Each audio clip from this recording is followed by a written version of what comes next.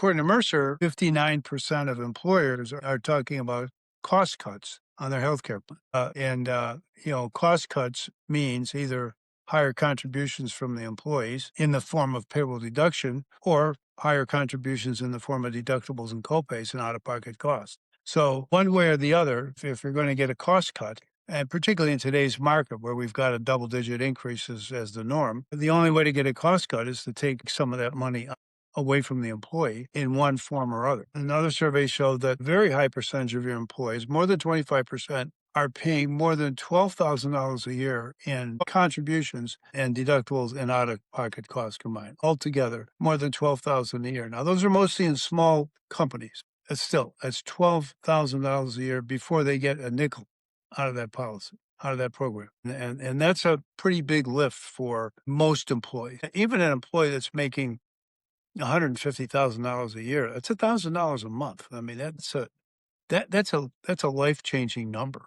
$1,000 a month. So I think that's a frightening statistic. If it's $12,000 a year, that's coming probably from a combination of deductibles and contributions to the plan. Contributions to the plan are predictable, so that you can sort of adjust to the contribution to the plan.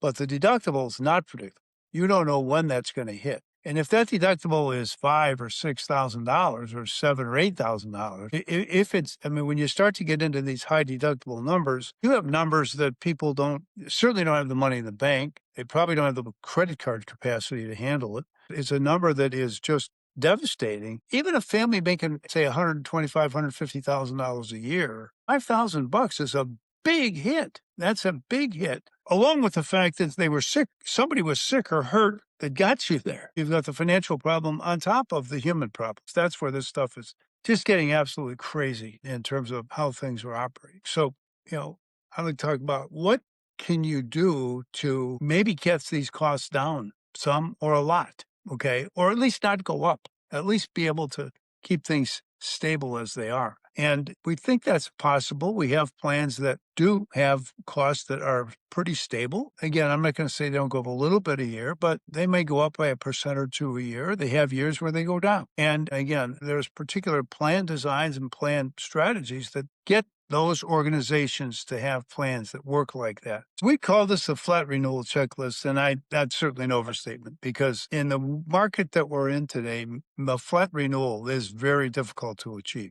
And it generally takes quite a while to get there, or a number of years to get there. But if we can't get to a flat renewal, we want to get at least to a lesser renewal. Again, the average cost is going up by at least 10% across the board on small and medium-sized employers. And some of that's within your control and some of it's not. But we have to start to focus on the stuff that is in our control and bring some of that other stuff that is not currently under our control or under our influence so that it isn't so high. Those are ideas that we would like to share here. So the first idea is really pretty simple. Let's have one person in the company that's probably a financial person. Let's have one person in the company that actually owns this plan, who's responsible for this plan, whose goal is to keep this plan within a certain parameters of costs and within certain parameters of deductibles and out-of-pocket costs too, that it becomes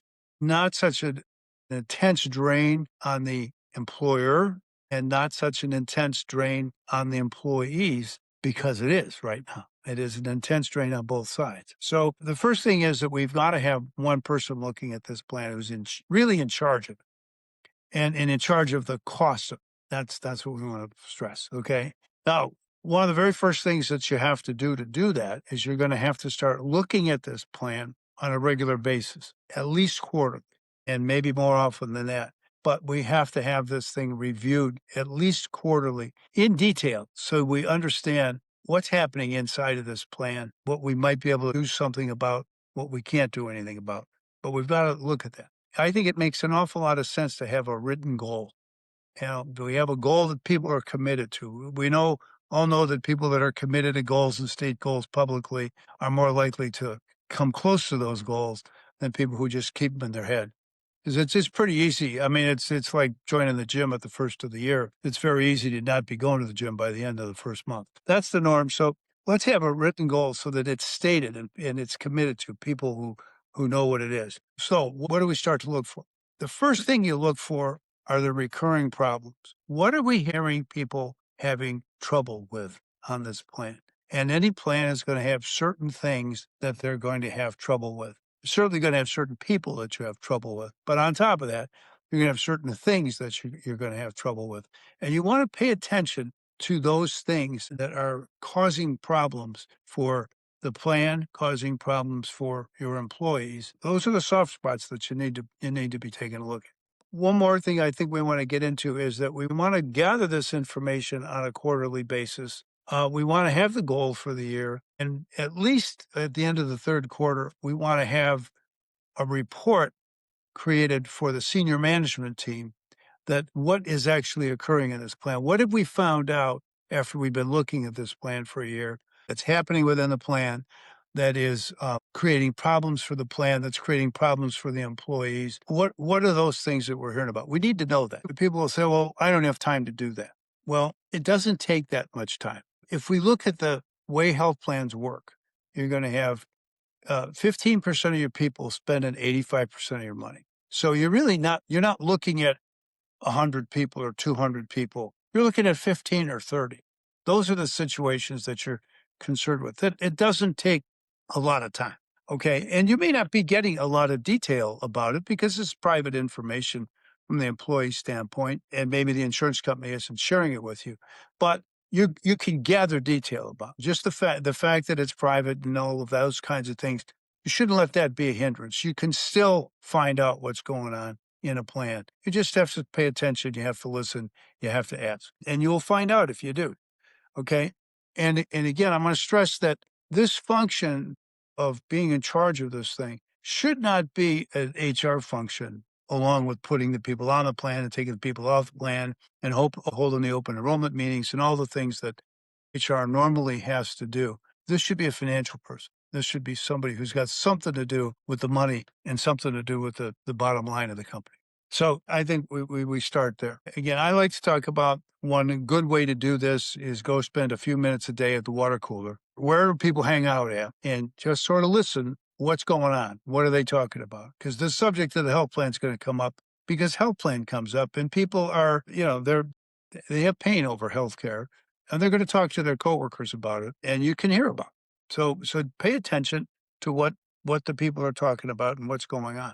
As you write some of this stuff down, keep a list of these things. As you write some of these things down, you listen for a quarter. So you listen for a 3-month period of time. You're going to hear the same thing a couple of times. Those are the recurring issues. Even if you don't plan to do anything to your plan, you want to be doing this because you're making a big investment in this plan. It costs about $15,000 a year per employee. You have 100 employees, you're spending $1.5 million on this. Not a lot of things in your organization you spend on single things in your organization. You're spending $1.5 million on. You ought to find out how it's working. You want to record how it's working. You say, okay, I've got 6 months into this thing. I'm starting to get a feel for it. Let's create a survey and start to ask people for feedback on what's going on. So you're going to use this, and you're going to use this to confirm what you've been hearing in the complaints or the issue. That's the reason you do it. And you group the feedback that you get. Okay, what are you hearing about? Is it deductibles? Is it out of pocket costs? Is it contributions? Is it I can't get into the doctor? I mean, there's going to be a lot of different things like that. I can't stand the way the billing is handled. Nobody can stand the way the billing's handled. But I mean, you're going to hear that. But what are your people talking about that is problematic to them? That's what I'd be looking for in this survey. So now we got the survey. Well, now let's do a summary, okay? And then let's talk to the management team, the whole management team, about the summary of the survey. What did you find out? So you've been looking at this for 6 months, 8 months now, and what have you found out about the plan? And this is going to occur right about the time you're going to be looking at the renewal. Okay. So again, they sort of go together here. Now you're in a better position when you're looking at your renewal, even if you're fully insured and you can't do much about this or that or the other thing.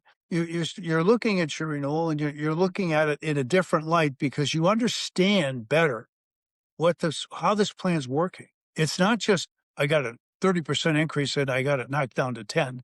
Was it right? Where's it wrong? Where's it good? Where's it bad? That's what you want to get to. So you begin to understand your plan, how your employees are feeling about the plan. And again, I want to come back and stress this.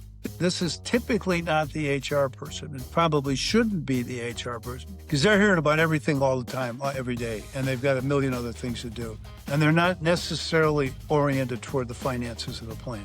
You want somebody who is thinking more in terms of the bottom line of the expense lines in the company. What are our wage rates? What are our benefit costs in relation to the wages? And how does this impact the profits? How does this impact what our revenue is, what we have to charge, and so forth? So taking a look at what you're hearing in relation to the whole operation of the company, that I think is really what I would say here. So that's where I'd start.